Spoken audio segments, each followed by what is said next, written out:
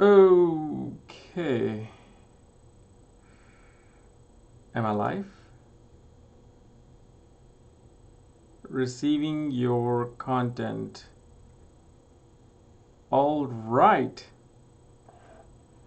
I am live at the most oddest of hours where I don't think anybody is even available, which is perfect because then I can talk about some of the things here. Oh, wow. Somebody's actually here. Somebody's actually here. Wow. Siddharth B, what's up, baby? Rachel, I'm live. It's your dream. I am live. I'm here. Wow, I didn't realize that. So, yeah, I am live right now. Okay. Now you guys must be wondering, why am I live right now? What's the occasion for me to be live right now? Because tomorrow I will not be here. I've got to go to an emergency meeting tomorrow in the Big Apple. And I mean, it's like 2 hours away from where I am, so it's not like it's a big deal. It's like going from my home to like Los Angeles back in California. So without traffic, it's like 2, 3 hours to, New York. So I gotta go there. I'm actually gonna leave at 7 a.m. And so I'm like, let's just keep my promise and still do the live weekly show that I always do. So today I wanted to cover some subjects. I'm not going to cover big subjects because of the fact I want to do those properly. See my wife? Oh, my wife just texted me. Just saw you live. I'm not doing anything. I hope I hope I don't get in trouble. She's watching me live right now. So, hey family. But anyway, what I wanted to talk about is, first of all, this very interesting subject, which is related to Ayanamsha. Meaning, Ayanamsha meaning the calculation of the planetary alignment. And it's a very interesting subject. And, my main man, well, the main man, not the main man, Vic Dakara, and I were discussing about Ayanamsha, and I know he made a video on it, so I wanted to shed a light on the most simplest way to understand Ayanamsha, to understand what method should one follow for astrology. Is it sidereal? Is it tropical? Is it KP, BV Raman? So, and then there's Pushya Paksha Ayanamsha. There might be Shukla Paksha Ayanamsha. So, how do we understand what we should follow? Well, let's take a very simple example. Let's say all of us were living 5,000 years. Or let's not make it 5,000. Let's say we were living 1,000 years ago in 10th century. We're all astrologers. We're all friends. Okay? But remember, our love for astrology doesn't start from astrology. Like, oh, I want to know about my future. People who really take up astrology, at least in my case, it really started from astronomy. Like as a kid, as a 5-year-old kid, 10-year-old kid, 15-year-old kid, for me, there was just some fascination with the sky. Like, what is that out there? What is it that is beyond, our planes? I wonder how that star is like. I wonder what's near that star. That's where the fascination lies, right? Like most of us, especially I know Togi Aditya, who is the astronomer, the professional astronomer. For him, it was all about the stars and nebulas and galaxies. Same thing with me. I actually, I think you guys, people who have been following me since 2010, you guys probably know I was taking astronomy classes. I actually went to advanced astronomy, level 2 classes, and then after that, I just didn't go back. Okay, and I gave one of the greatest presentation in that class. But the question of Ayanamsha should be looked at in this way. You should not look at the fact what the mathematics is. You shouldn't look at the fact what the vernal equinox is, or summer solstice is, or winter solstice is. That is all technical stuff. That is all technical stuff. What I want you guys to do is become those curious astrologers slash astronomers 1,000 years from now. Go outside. Go outside, especially to a place where there's no pollution, so you can see the clear sky. Go outside and look at the sky. Observe the sky. Then what you should do, pick a planet. Let's say you find with your cheap telescope, like a $100 telescope, you find, let's say, Mars or Venus. Let's say, oh, that's Venus. Okay. And again, don't involve any mathematics in this. Don't involve any mathematics in this. Just look at Venus or Mars or Saturn, whatever you see from telescope, and just see what part of the sky that planet is transiting in. What part of the sky that planet is transiting in? Is that planet now in the constellation of, or the zodiac sign of Libra? Or is it in the zodiac sign of Capricorn? Is it towards middle of Libra, end of Libra? And that, my friend, is known as Ayanamsha. That's it. Nowadays, so no, don't worry about, forget even the tilt of the earth. Like, you know how people say, or scholars say, like how Vedic astrology, Lehre Ayanamsha, is really calculated because the earth is tilted 23.5 degrees, so we have to take that into consideration. No, that's not what astrology is and should be. That's not what astrology is. That's not Ayanamsha. Astrology was simply observational science of a man on a ground looking at the stars through some glass made telescope or through their own eye and seeing where the planet is. That's it. That is what Ayanamsha is. So if you go out right now, and especially now you have apps, make sure you get the right app.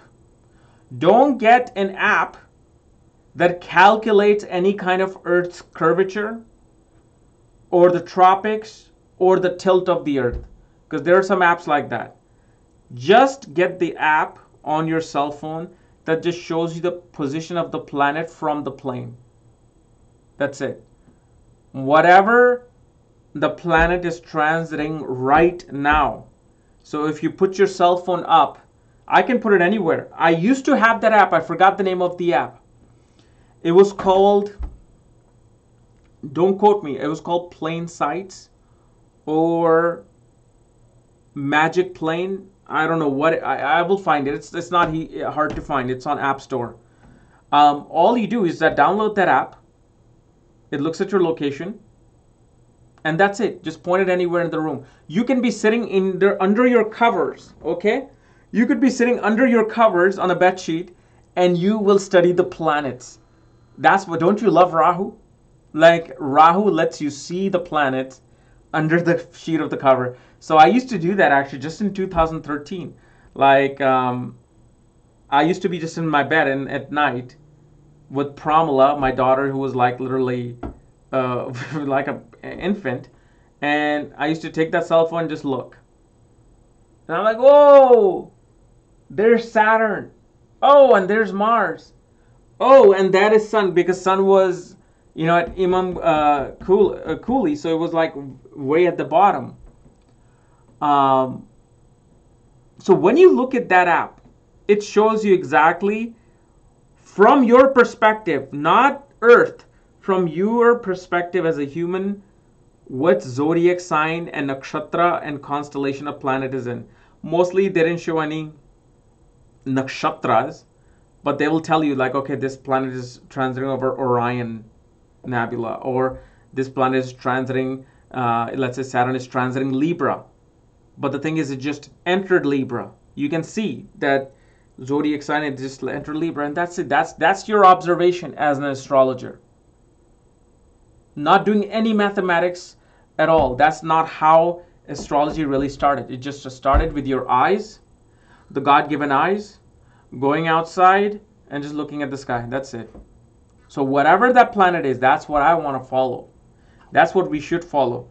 So if, let's say, from our perspective, without any mathematical jargons, if Saturn is in Aquarius and not Sagittarius, we should follow Aquarius, not Scorpio, Sagittarius, anything. Because it's our eyes observing. What are we observing? But obviously that's not going to happen, because from our eyes, Saturn is going to be in a near Sagittarius zodiac sign or Scorpio, but it just use that. That's it. No battle, nothing. No Mahabharata about Ayanamsha. I had such a great idea today. I'm like, I should do a mega gathering of everybody. Viktikara, me, Ryan, Michael Reed, Eve, Pi, Dr. Pi, and just talk about Ayanamsha. And I wanted to bring this discussion down. We never know, we'll do it. Because see, the thing is, our group, and we're all going to meet in Sedona too this year. Our group is not vicious. We're not like, oh, dude, you're wrong. That's it. I only follow this. No, we just love to have these discussions. It's fun discussions. It's great discussions. It's intellectual discussions. So I don't discount nothing, man. I'm like, I have fun with this. I want to know. Maybe there's some new Ayanamsha that may come out. But for me, if you want to know my opinion for Ayanamsha, nothing to do with when sun enters the summer solstice or winter solstice, okay, when the vernal equinox happens. I don't care for that. I just care for, from me sitting on the ground, where is sun? So if, let's say, I'm at the ground and look, I'm looking at the constellation, right? These are all the constellation. So if, let's say, Saturn right there is in the certain constellation which you see on my t-shirt, okay, so that's it. That's my observation. That's my whole 2 cents on this. So that's the subject of Ayanamsha. Now, the other thing I wanted, okay, I don't get this. This had nothing to do with astrology. I am just like, I don't get people. I don't know, can anybody explain to me what the craze is with the Yeezy shoes? Some Adidas, Kanye West, Yeezy shoes that people are literally going crazy. They're willing to kill each other. And these shoes are literally almost up to $2,400. I have seen at places selling for $3,000 for Yeezy boots. Wear like gray color shoes. It's a plain gray color shoe. That's it. It doesn't fly. It doesn't like gives you money. It doesn't. It doesn't make you jump high for basketball. What is it's like? I don't get, man. I don't get people, and young teenagers and kids are like wanting to work part-time while they're going to school so they can save up for Yeezy shoes. Can anybody explain to me why is it that? It's because the Kardashians are promoting them. Doesn't matter. What's so special? What is it? Like, I'm talking about grown men and young men wanting. It's like watched this one video of this Yeezy shoes in front of a New York shop, one window, and it says coming soon, and everybody's like taking pictures. in front of the Yeezy shoes. And I'm like, wow, these things must fly. They must be like hoverboard shoes. For them to go at like $1,600 up, and they're like normal shoes. It's nothing. It's like a gray looking shoe, like a boot, and that's it. I'm like, I gotta discuss. I want to know. The reason why I'm bringing this topic, I want to know from the youth, because I know, like my YouTube and Facebook audience is actually starting from 15-year-old, 15-year-old all the way till 60, but majority is 15 to 24, 23.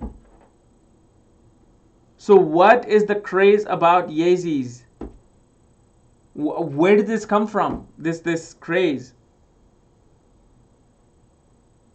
Yeah, Air Jordan were the hottest things, but they were worn 2,400. But Air Jordan 1 went for $67, and no Air Jordan shoe, while Michael Jordan was playing basketball, went over $190. And I will pay $190 to $200, even $300 for Michael Jordan shoes. But if Michael Jordan shoes are like selling for $1,600, $2,400, $5,000, no. That's ridiculous. That's just overboard, man. That's overboard. Like, imagine me selling this T-shirt for $1,000. Maybe I should. Oh my God, I think I'm gonna raise the price, man. $1,000 for these Constellation T-shirt. Right on you. Although this is available on Spreadshirt.com, but no, I will not do that. Oh my God. But it's amazing what people would pay. Imagine if these people took that $2,400, that $3,000, and went to K and Rao for a consultation. That consultation would probably be worth $20,000 for them. So I don't get what's happening with our culture now. Like, people, it's like, I mean, I've never even heard of these shoes. So I don't even think they're doing marketing. Or it's just that I'm not watching TV anymore. I'm old, I'm middle-aged, and I'm just not hip with anything. So maybe I'm missing out all this marketing that they're doing, but I don't know. I just some video was recommended to me today, and then I'm like, what in the world? So that's that. Then I want to talk about this third subject before I go on to your questions. That third subject of today's podcast is Karakas of Germany and using Vimshottari Dashas. And I have a great example here in this book. The greatest book on Germany written. I read this book twice. I didn't get it as much. I wasn't into it as much. But after me completing my level 1 and level 2 certification with Mark Boney in the past 4 months, this book is now a gem. But one thing I will tell you guys is this. Do not read this book if you have zero knowledge of Germany. If you have 5% knowledge of Germany or 20% or 30%, don't read this book. First, learn Germany. And one source I will recommend is Mark Boney. He's actually, because of the fact you guys drove him nuts after I made those videos on Ayanamsa Dasha and Karakas and education, he's like bringing back that course again. He's like, I wasn't going to do it, but people are like wanting to learn now Germany, which is great. Once you learn it, then read this book. So in this book, I think it was page 77.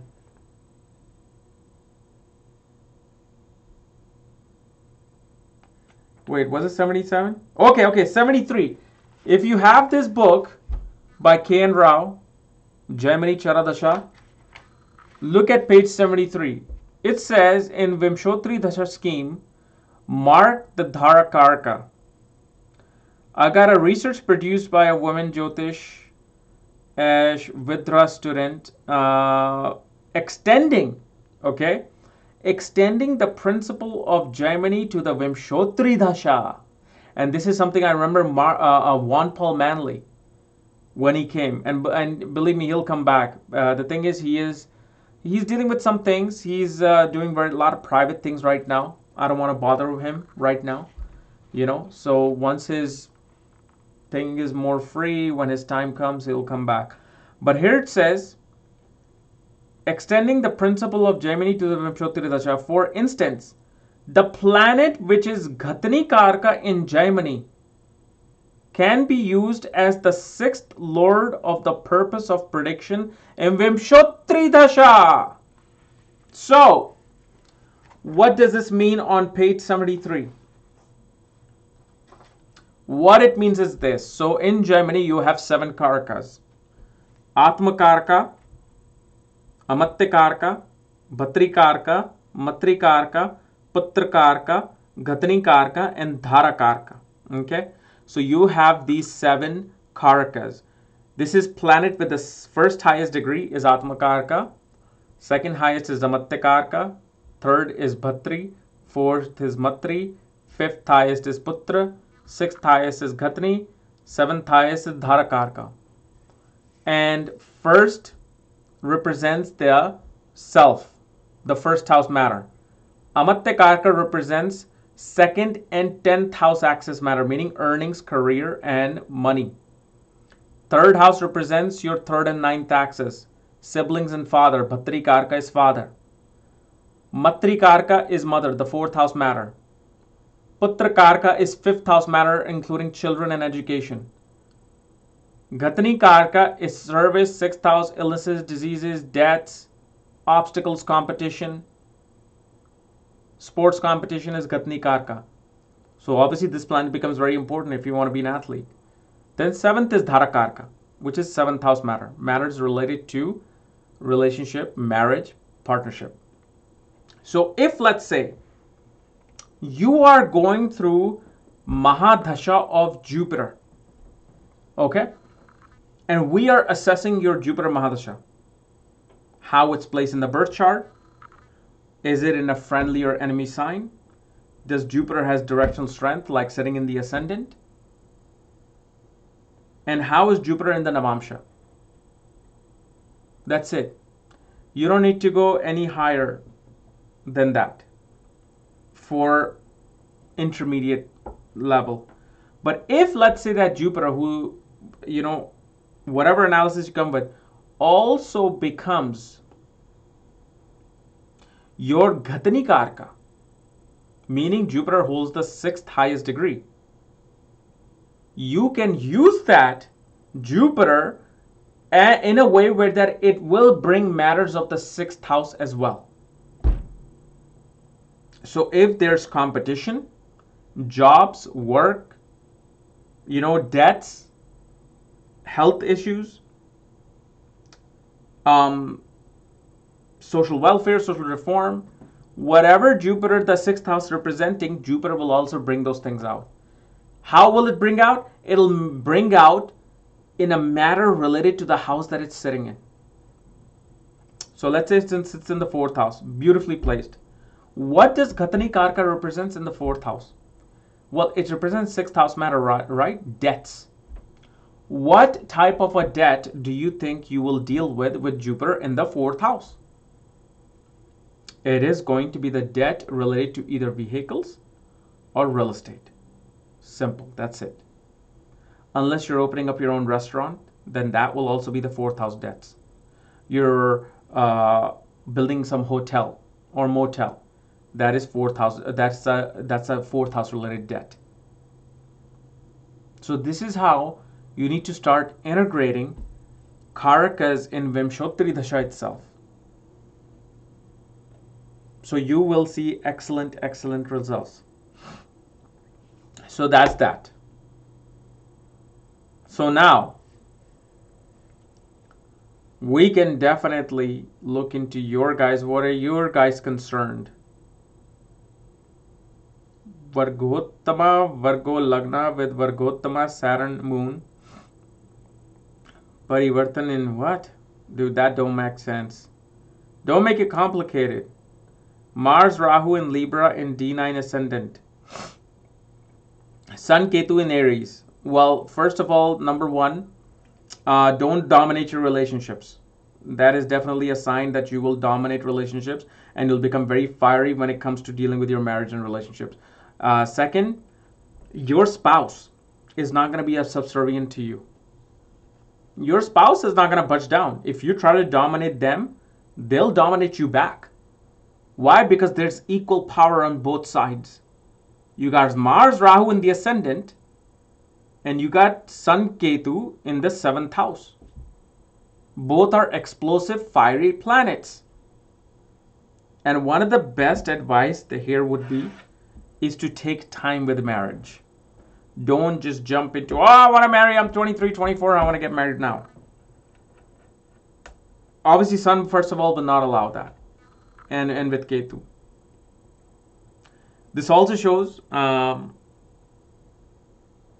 at the age of 25, you will run into somebody who's going to be very, very aggressive and dominating person in your life. And you will run into a very introverted person who can explode suddenly at the age of 31. So that's that. Saturn, Rahu in the Scorpio and 2nd house. Well, this shows that one can earn money by either dealing with chemicals, or especially somebody who goes into like becoming a dentist. Saturn, Rahu shows that one will have to have technical skills to deal with emergencies of people, or someone can deal with chemicals as part of their ability to earn money. And naturally shows one will leave their home early in life and will have to leave home in order for them to become self-sufficient. This also shows through birth of your children, your money will come in life. Although I see that your marriage will happen late with this position of Saturn and Rahu. It also shows that you will gain property or fixed assets through your mother, but those assets will come late in life. And most definitely you will go to foreign lands. Homeland is just going to be like, this is point of like complete limited potential. Like you'll be just in this one little wormhole.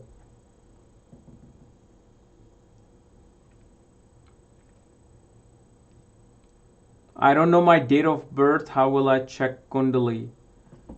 So you don't know your time of birth. You don't even know your date of birth. So one thing I would recommend here, well, first of all, you have to search. You're going to have to search an astrologer / a person who simply looks at your face or the lines in your hand, and they will tell you exactly where your moon is placed. They will tell you what your ascendant is, where Saturn is placed. Remember, everything is here. Your entire birth chart, Navamsha, is all here. Because once that astrologer finds, especially by looking at the lines here, they can find out the actual degree of the ascendant that you have. So find someone like that. But remember, there'll be like 1,000 people just ready to dupe you for that type of a reading. They can make shit up and you'll be like, oh, okay, I'm this nakshatra and that. You gotta, and one of the best ways to do that, I think it's in B.V. Raman's book. Let me see, where is that? I think it's in this book. I believe he talks about it in this book. My experiences in astrology, if I'm not mistaken.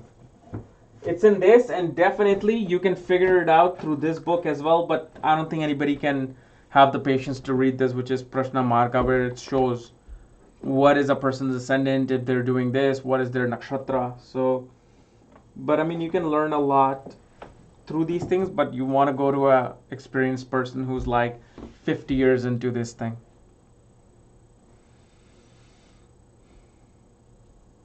Mercury, Mars conjunction in D9 chart Capricorn in the 6th house. I'm running Mars Dasha. Well, if that's the half a question, I'm going to give you half an answer. It shows, first of all, you will have great amount of competition and competitiveness in your work and in your relationships. This also shows your every single word that you speak in a relationship or marriage will be very defensive. It'll be all towards conquering and winning and competitiveness. And I think I already forgot. I know you said Capricorn. Mercury and Mars were in Capricorn, or the Capricorn ascendant?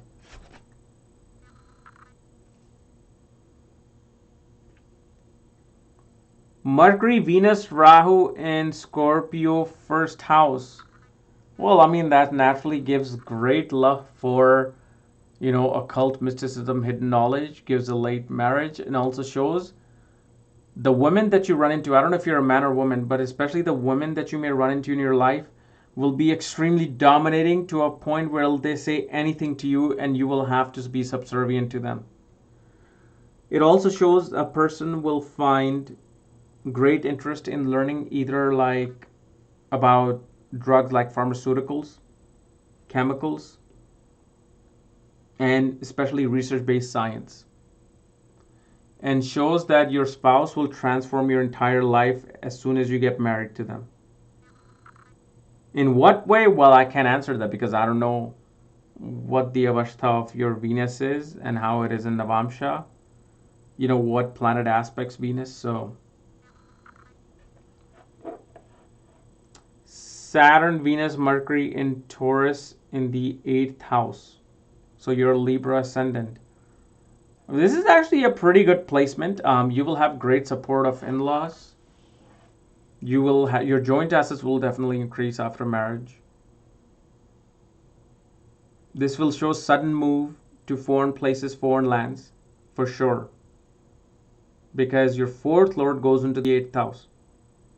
That's one of the combinations, especially with the ascendant lord Venus, is one of the combinations that a person will ultimately go to foreign places, foreign lands. And this also shows me your career. When it comes to your jobs, you always deal with ups and downs, ups and downs, ups and downs, constant ups and downs.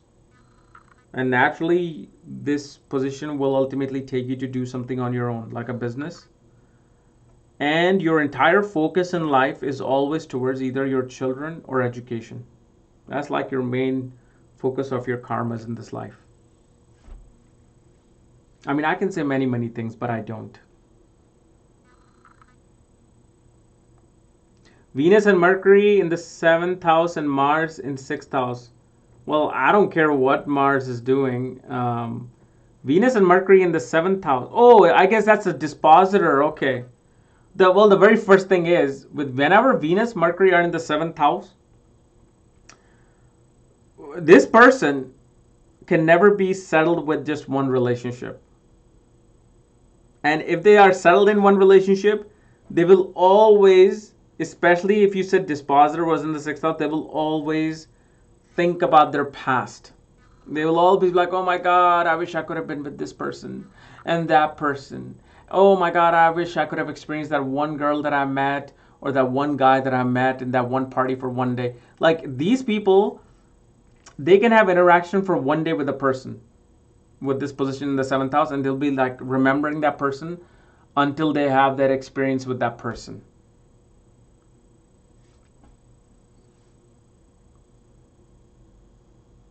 Scorpio, Sun and Venus, Saturn in 12,000 Libra sign. Saturn goes to the highest degree, goes through Venus Dasha. Well, number one, you are going to move to foreign lands, foreign places. Through marriage, you will also get vehicles, land, real estate. Your spouse is waiting for you in foreign lands if you're single. And again, I'm not going to make any judgment because I don't know exactly what nakshatra these planets are in, where nakshatra lord is, and what position they are in the Navamsha, because then I'll have to superimpose that and see what's going to happen with the Dasha. So I'm just giving you a very bare minimum to what I can say here. Venus, Sun, Saturn, Ketu in Pisces in the 11th house. Usually this makes for a person who goes into like science and research.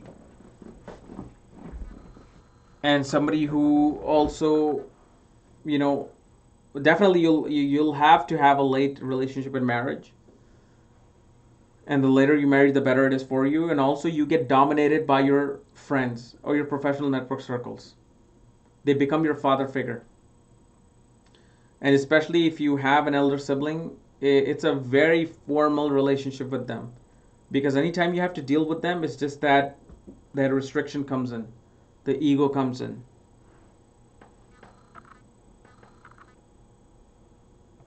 Saturn, Sun, Jupiter in the 11th house in Scorpio Sun, and naturally this shows that a person would attain education in fields of either business management, actuary, statistics, logic. Well, not logic, statistics.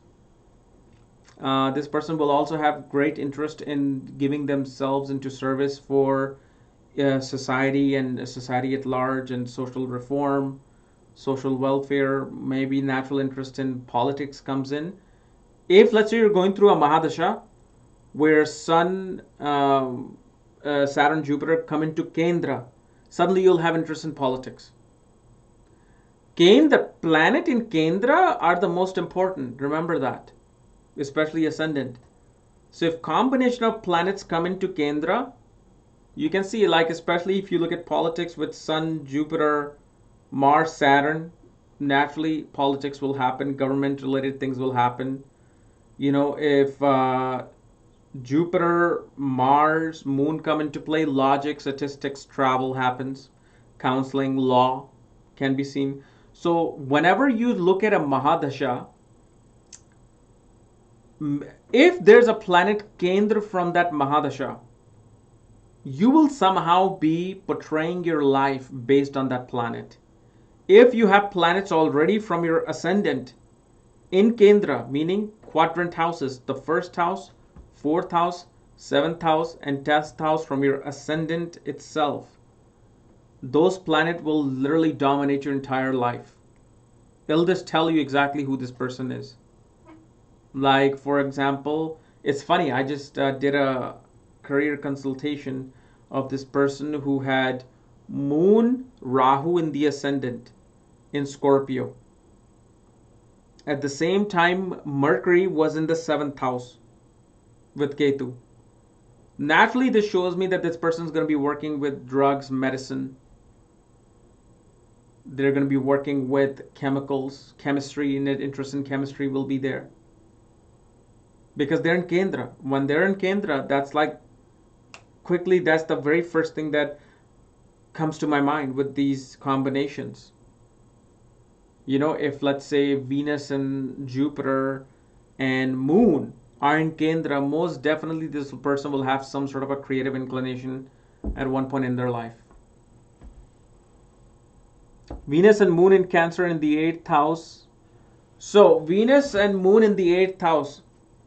Number one, when it comes to relationship and love, you become very selfish. If you do not get, okay, any gratification from someone, like your partner, if they don't keep feeding you, oh, you're the best and I love you and you're so needed, you're so wanted, you become detached from that person. You feel dried in love very quickly. If that moonlight is not upon you of love constantly, you keep fighting this battle. And it's very hard, especially with Moon Venus conjunction, it's very hard for you to make choices when it comes to commitment, especially in marriage and relationships.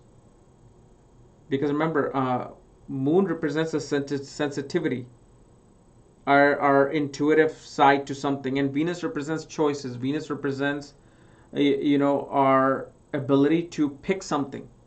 That's the job of Venus. Venus picks things. Oh, I want to marry this person. And what happens is Moon is a very receptive planet. Anytime Moon is conjunct Venus, it sucks the energy of Venus. It sucks it dry. When it does that, Venus is constantly is dry. Like when I get dried, I need to drink water, and I need water. I think this is from yesterday. See, my throat is like Venus. It becomes dry very quickly. So now what do I need? I need something to like replenish me. So if I don't find love, like, like in a real relationship and marriage, you're not going to be doing lovey-dovey things and romantic and, honeymoon type stuff every day. Those things run out in the first 2 months, 3 months. For these people, when they are in that practical, real side of marriage, for them it becomes very hard because now they're not feeling that constant moonlight on them. They need that moonlight. Venus needs that light to be fed, but Venus doesn't realize Moon is also sucking its light again. So,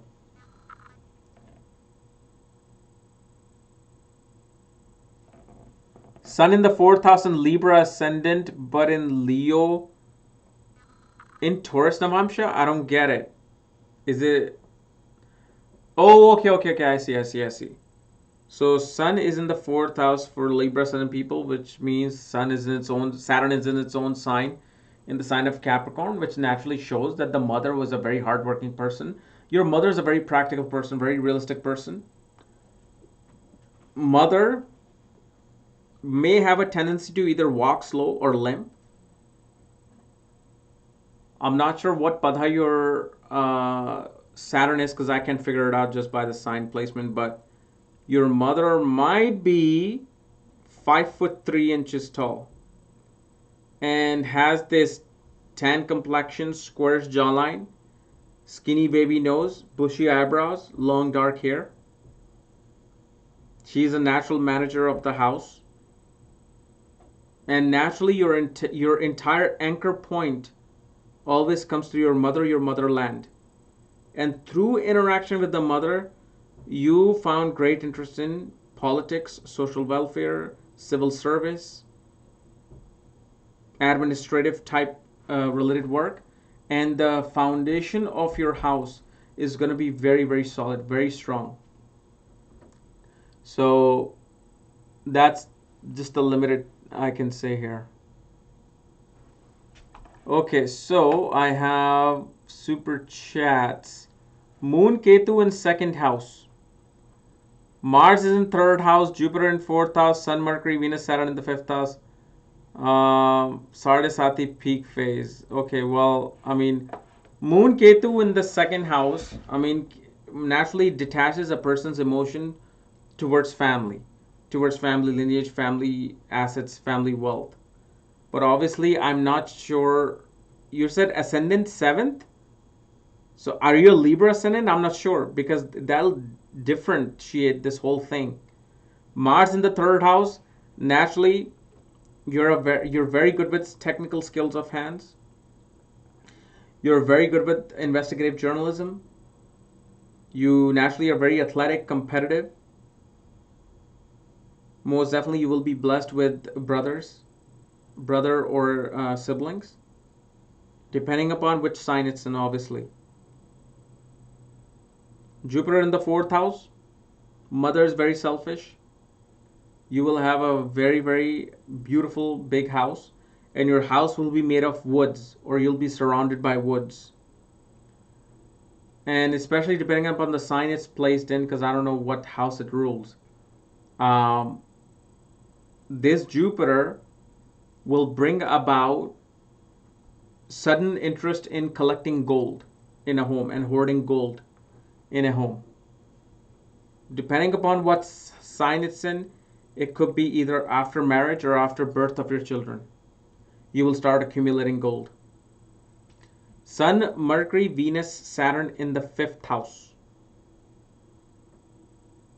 Well, depending upon the sign, again, I don't know if it's a technical sign, non-technical sign, fixed, movable sign, but naturally a person would, first of all, attain education in fields related to either technology, technical skills, designing, and shows that you will have many children and your status will rise after birth of your children. In case if you're a Libra ascendant, most definitely status will rise. But also shows one is going to find themselves either getting married late or the spouse might be older in age with you. Rahu in 8th and then Sadesati peak phase. Well, I mean, okay, so you are a Libra ascendant because you're in Sadesati peak phase. Okay. Well, here's the thing about Sadesati.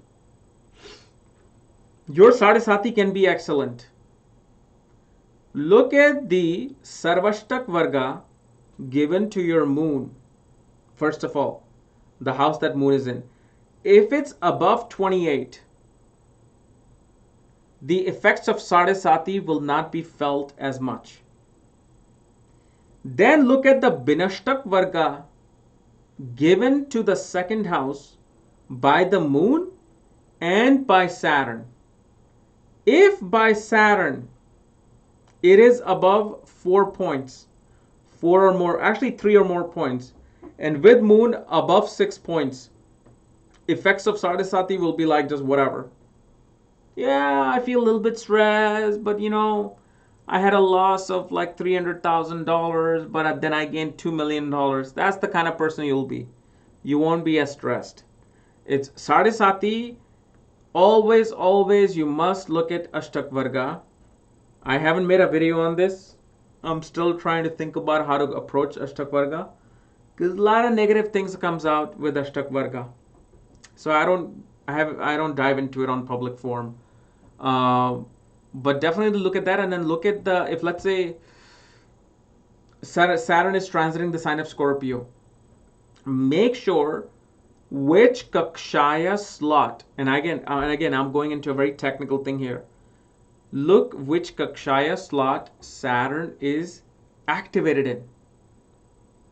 And if you see Saturn being activated in your ascendant Kakshaya, which is the very last Kakshaya slot, and this Sadesati is being hard on you, just make sure you don't make any crazy moves related to investments, money, savings. Okay? Or deciding something on behalf of the family during this period, like signing some will or something. Don't do none of that. So that's that. Pisces ascendant, Ketu Mahadasha, Jupiter Antradasha, Jupiter debilitated, Ketu in Pisces. So Ketu in the ascendant in Pisces, first of all, ever since Ketu started, you've been a wanderer. And especially this Ketu makes you go towards near a deep lake. Natural interest in occult, mysticism, sorcery comes in, meditation, yoga. But you are detached from your ego. You're detached from who you are. You're just a lost soul. Whether it's Jupiter Antradasha, Mars Antradasha, doesn't matter. Jupiter Antradasha will start slow, which starts with harsher things, but it'll get better by the time Jupiter Antradasha ends. Why? Where is your Jupiter placed? In the 11th house. What house is the 11th house? 11th house is the Upachya house. It always grows better with time. So when a planet is in the 11th house and it gets activated through Vimshottari Dasha, Ashtotri Dasha,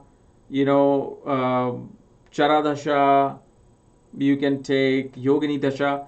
It starts from the bottom and starts getting better. When the next Antara Dasha of Jupiter comes, it'll start from that point that it left off. It'll get better. So, but again, I don't know how your Jupiter is in the Navamsha. It could be exalted in Navamsha. So it could give you a great result. Scorpio ascendant with Mars in the 8th house. Ketu and Moon in the 4th house. Aspected by Jupiter in D1. Yeah, well, what house is Jupiter is aspecting from? That's another thing. Saturn, Moon, and Venus in Libra in 8th house of D. Okay, no, that's a confusing question. When you guys bring 3 placements from the birth chart and 2 completely different placements in Navamsha, I don't know what to make out of this. It's like a jambalaya. It's like a gumbo. All I can do is eat gumbo. I can't explain to you what gumbo is. Venus Rahu Jupiter conjunction in Anuradha Nakshatra in 12th house. So you're Sagittarius ascendant. Saturn retrograde in Pisces, 4th house. I'm going into Venus Mahadasha, Jupiter, You mean Jupiter Antradasha? Well, number one, either you're already in foreign lands or you will be in foreign lands in Venus Mahadasha. Number two, you most likely, depending upon how Jupiter's placed, not Venus, how Jupiter's placed in Navamsha, you will most likely marry or meet somebody outside of your culture, ethnic background. Natural interest is either in medical research or obviously like occult mysticism, astral things, or tarot. Also, what I see is that your home is going to be near some lake, and that lake will be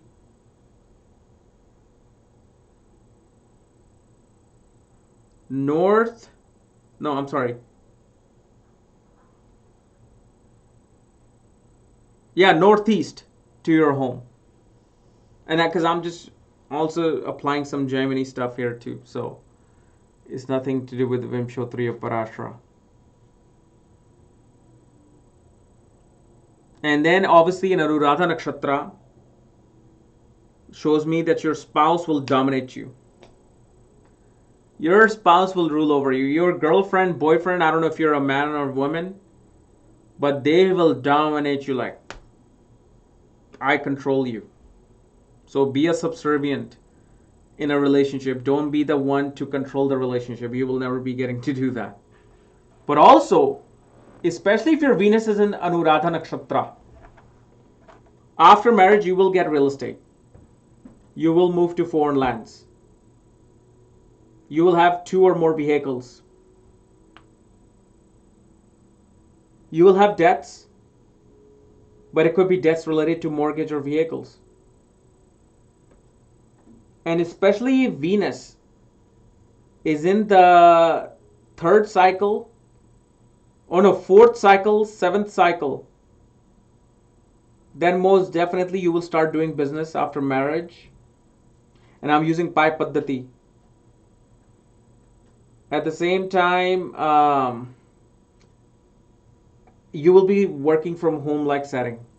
But I don't know exactly what Nakshatra Pada your Venus is in. So 7 more minutes, guys.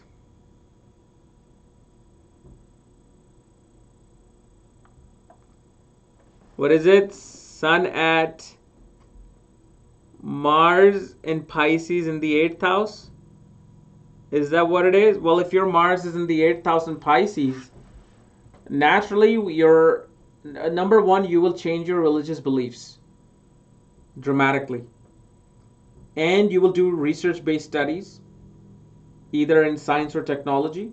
Most likely, higher education will be related to chemicals, chemistry, pharmaceuticals, but I don't know what your 5th house is.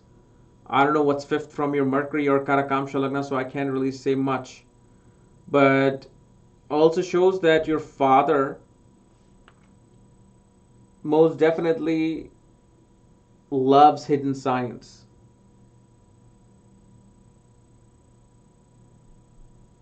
And you will go to foreign lands.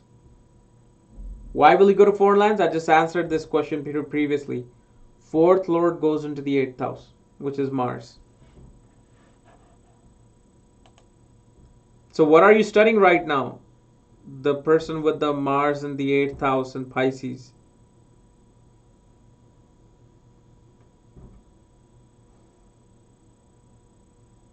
Venus in Abhijit Nakshatra. Victory and conquer over your spouse and boyfriends and girlfriends.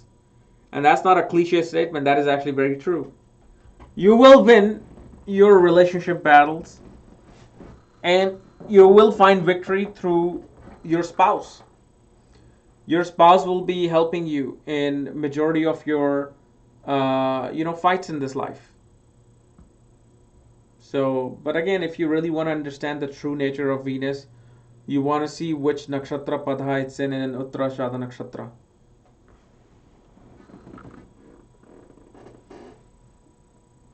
Venus exalted in 12th house Revati. Oh man, are you like an author or a musician or a creative person? Because one thing I'll tell you with this Venus, You love traveling, obviously. You're like have a travel bug. And especially with Venus being in Revti, it's in the ninth cycle. That means it's all about higher knowledge, philosophy, travel, pilgrimage. You're an extremely picky person. My God.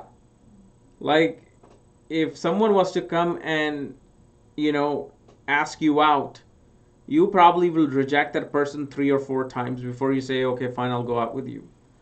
Like, for you, you are looking for something so perfect, so great that it doesn't even exist.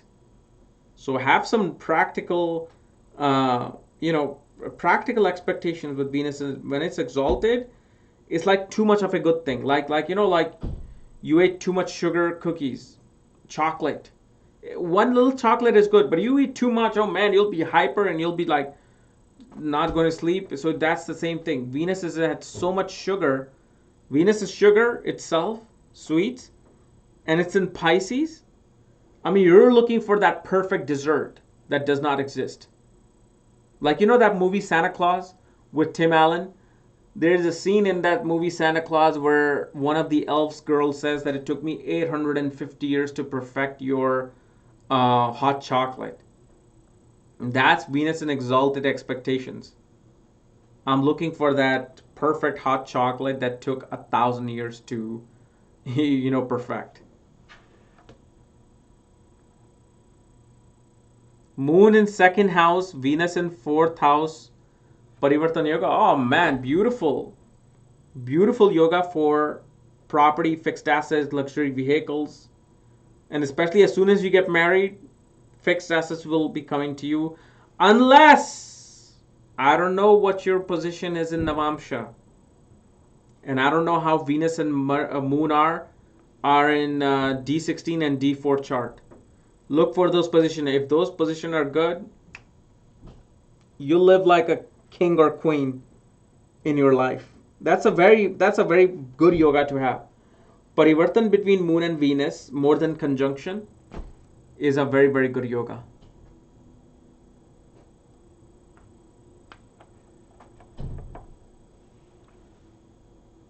So, yeah, that was a gumbo, man. You're currently in Saturn Mahadasha. In D9, Ketu in 12th house, and Saturn, Moon, and Venus in Libra, 8th house. Aspected by Jupiter from 2nd house. Any signs of being an occult practitioner? Well, again, my man, first you're saying I'm in Saturn Mahadasha, and then you jump to D9, to Ketu in 12th house, and Saturn, Moon, and Venus in Libra 8th house. I can give an assured that whatever you wrote here shows that yes, this person can be great in occult practices. But what is your main birth chart position? I need to know what karma is being revealed first. What if instead of occult, your karma is to deal with insurance or inheritance issues? That could happen with this. It doesn't mean that occult and mysticism will happen with the 8th house. It could happen you have to deal with some insurance or inheritance related issue. You could be doing a lot of work behind the scenes with this thing. I mean, you're giving me like 3, 4 different planetary alignments, and now you wanted me to make sense out of your Saturn Mahadasha. I mean, it's still a goulash. The gumbo is still a gumbo. You just got to give me a simple thing. My Saturn is in the birth chart in this sign, and perhaps in this nakshatra, and then I can give you a beautiful answer as to what Saturn will do. So I can't do this. Your goulash just has a little bit more salt in it. That's it. But it's still, I can't figure out the entire dish, man. Can't do it, man. Sun in 10,000 Sagittarius. That means you're a Pisces ascendant. Oh, man. You must be wanting to become like an IAS officer or some government professional or a counselor. Is that true? Mr. Sun in Sagittarius 10th house. Moon, Mars debilitated in Navamsha. So Moon, Mars debilitated in Navamsha. Well, obviously one of them can be debilitated.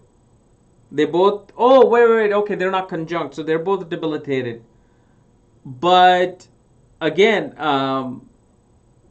them being debilitated doesn't mean anything depending upon the house that they're in. The house that they're in will matter in Navamsha. Because, well, I won't say it here. Because then all of you will be like, oh my god, I have this, I have this. Jupiter in 11,000 Libra. No, you got it wrong. Oh, Libra ascendant, Maga Nakshatra. And if you're going through his Dasha, well, first of all, shows that if you have an elder sibling, somehow they're connected as your ancestor in this life. Naturally, through this Jupiter, you will attain land, real estate. You will start gaining things through something that your ancestors were gaining through. You are either the youngest or the eldest sibling. And most definitely, you're probably in service, in jobs. And education. Depending upon where Saturn is, most likely education would take place in business management.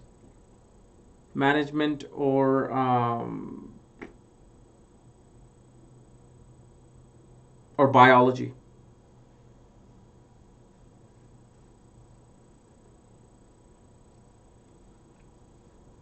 So, guys, it's 11 p.m.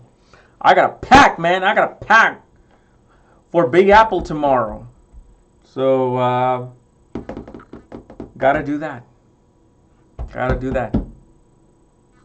And I want to go to that window to New York and then see the Yeezy shoes and just probably like rip my hair. Like, why would someone, I mean, never mind. It's your choice. To each his own. Go buy yourself $10,000 shoes. You know what I will pay? $3,000. If you're just joining me, I was talking about Yeezy shoes early on. Why it's so ridiculously priced. But the only time I will pay that much is if they were to release the Back to the Future shoes. You know the ones self-lacing shoes of the Nike? If they released those, I know they were prototypes available for 7,000, but if they released them for like 900, that's the shoe I would want to get. Not like a simple gray looking shoes, but again, people buy Chanel for 10,000, which is a normal looking jacket. So, hey man, to each their own. Until then, I'll see you later.